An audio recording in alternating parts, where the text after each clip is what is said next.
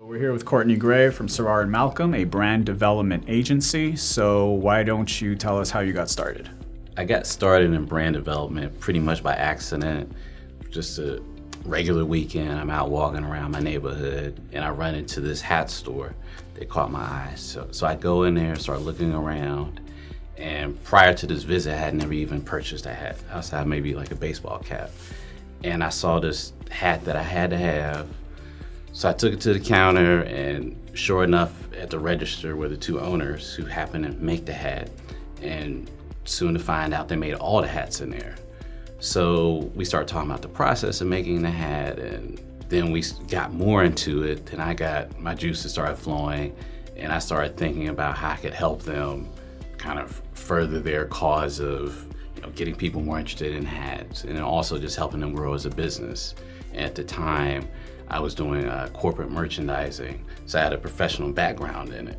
And then we started just getting into possibilities, and I started creating a picture for who they could be and where they could go.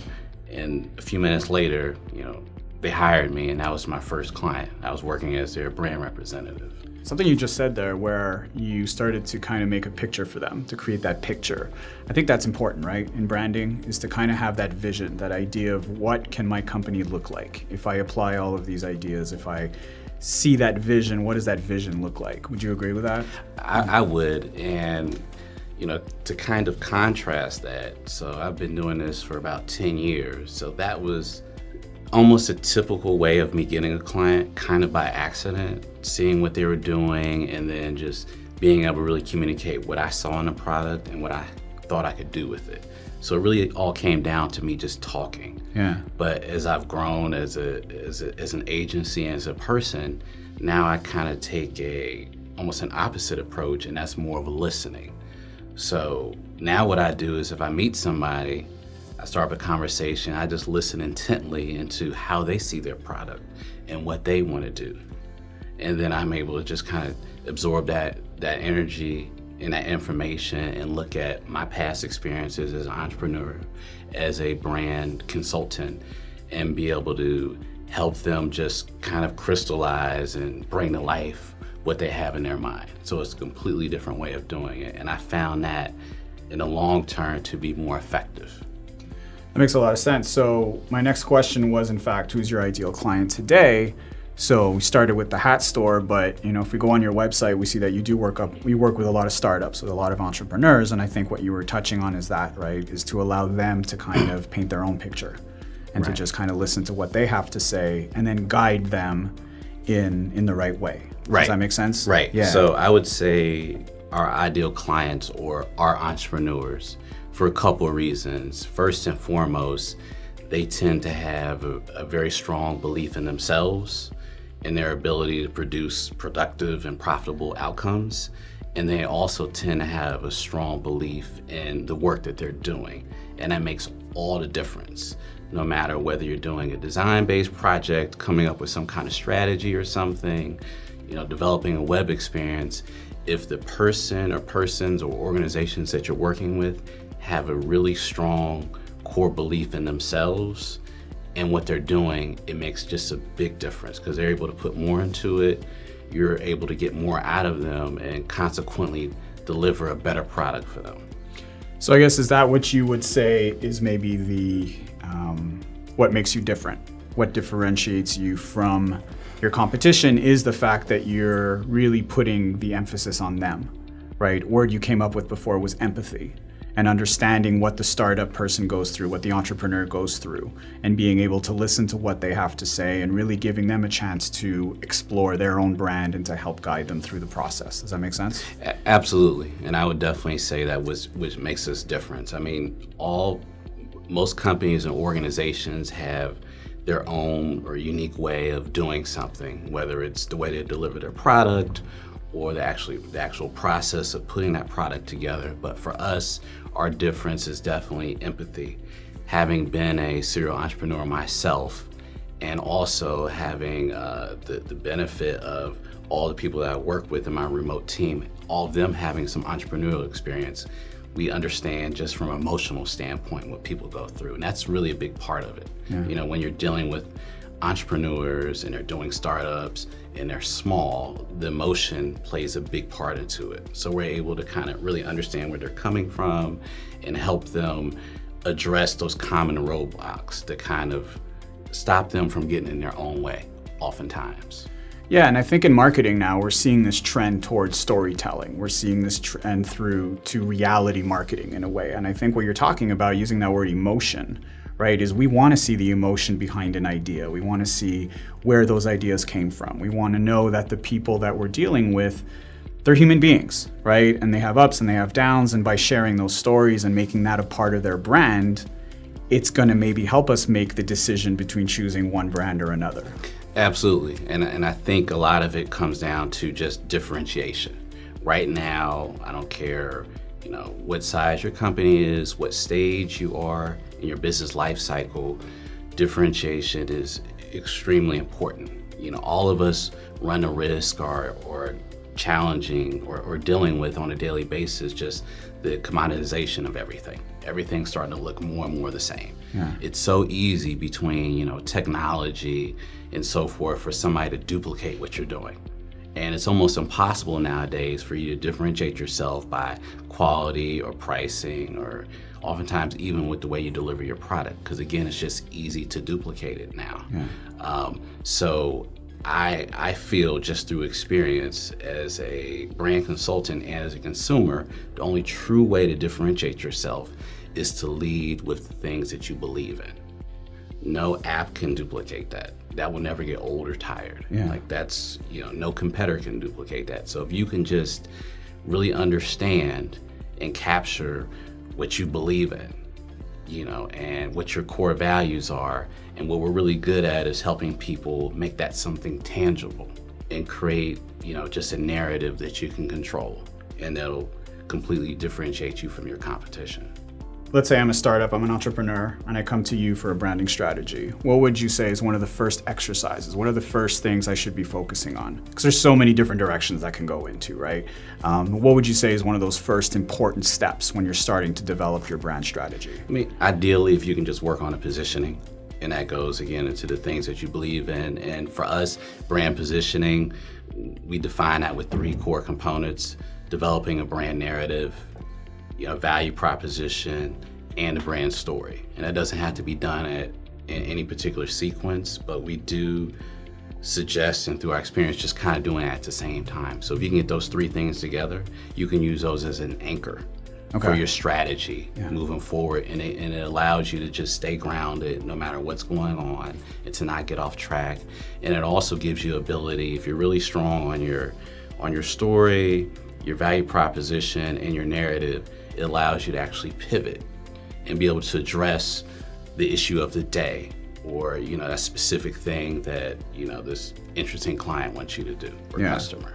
So it's also something I think that if you do get off track, it's something that will bring you back. Exactly. Right? And that's why I describe it almost like an anchor. Yeah, absolutely. And again, you can just kind of pivot. You can move it around, but you're still you. You're still yourself. Yeah, and I think a lot of companies lose track of that. They forget sometimes why they started in the first place, and then you're too far in another direction, and then sometimes if you go too far, it's hard to come back. It's really hard because we're in a time where it's all about, this is a very customer-centric time we're in right now. Everybody talks about, customer experience and all these things, which is extraordinarily important. But what happens, unfortunately, we get so focused on what the customer wants, we're not focused on who we are and what our goals are, in terms of maybe promoting that cause or whatever it is. And we lose track of ourselves, and then we're just chasing after whatever that customer is looking for that day or whatever the trend is for that year, and we get lost. So short term, you might be able to get some really great gains and some revenue, but that's not a good strategy for long-term success and growth, and that's what we're focused on. The next question was, what is a common mistake that companies make when it comes to branding? And I think that's probably what you started to explain, right? Is if you don't have that foundation, if you don't have that anchor, and you start kind of just tackling the problem of the day, it's really easy to get lost and not have a specific direction to focus on. Does that make sense? Absolutely. And another way to look at it is compartmentalizing. So again, it's just if you're looking at a particular task or project or thing separately, and you're not doing it concurrently with everything else or relating it to your core offering, your core strategy, or your main goal, you get lost and you lose opportunities for synergy. Yeah. Another word you came up with before was scaling, right? And how important it is to stay focused on that. And I think scaling is really important. And oftentimes when we think of scaling, we're thinking about developing a system to make us to be able to, take on increased demand and get bigger. But scaling is a two-way street. Also, particularly for larger organizations, you have to be able to scale down too. People are looking for customization. They want what they want, when they want it, how they want it. So maybe if you just have a very specific, general way of doing something and you're dealing with someone that needs something that's customized, you need to be able to scale down your process and deal with them on their level. Do you have any examples of that? Do you have any examples of maybe a company who you felt was maybe trying to get too big too fast, or one of your clients where you had to adjust? We were working with a company, and it was a consumer product company. Had this great idea, great product, a lot of passion, and was willing to put all the resources in to build a brand in that correct traditional way. So we started with the brand positioning, we did the brand identity, we came up with this fabulous growth strategy, and then we got into developing the experience. But we got so into the weeds of the process and to trying to scale everything properly that by the time we took the product to the market, we lost a lot of the momentum that he had. He had gathered a lot of interest for the product, and there was a lot of energy behind it. And again, by the time we went to product, a lot of that was lost. So that's an example where you can kind of overdo it with scaling and get so caught up in your head and you're not executing. Yeah, and I think a lot of entrepreneurs make that mistake when it comes to product development, right? Yes. That's the key. It's the product. The product in the end is your business. Right. And you can do all the stuff around it, but if you lose sight of the product, then you're going to have problems down the line. Does that make sense? Yeah. Right, absolutely. So that was a really great learning experience for the client and as well for me as a brand consultant. So what do you have coming up? New year, ideas, strategies, anything exciting in the pipeline that you want to share about you, your company, but also your clients?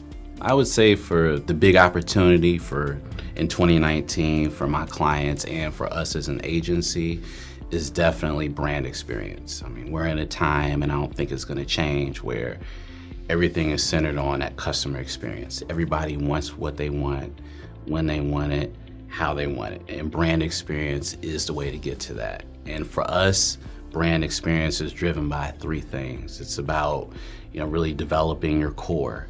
It's about constantly refreshing and coming up with a look and image for yourself that's, clean and memorable.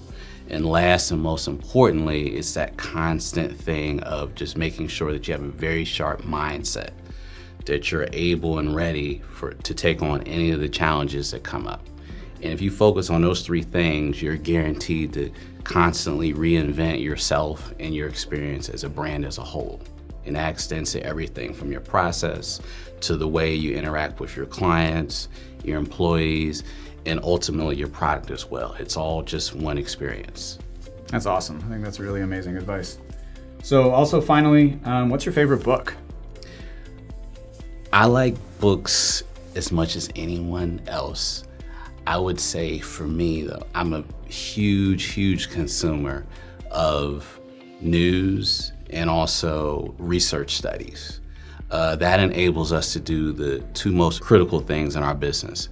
That's to stay credible and relevant. That's our job as a branding agency, to be credible and relevant. And ultimately, that's our job, and that's the result that we promise to all of our clients. On a daily basis, I'm always going through periodicals, oftentimes reading about the same story or the same trend from multiple sources.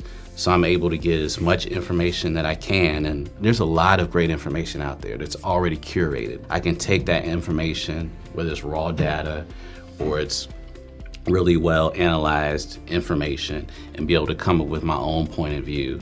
At the same time, I love to dig into research studies. There's so many fabulous, huge, global consulting and innovation firms that spend millions of dollars and years, 5, sometimes 10 years, in doing this research for you. And it's all out there. So I just take a look at it and see what's going on.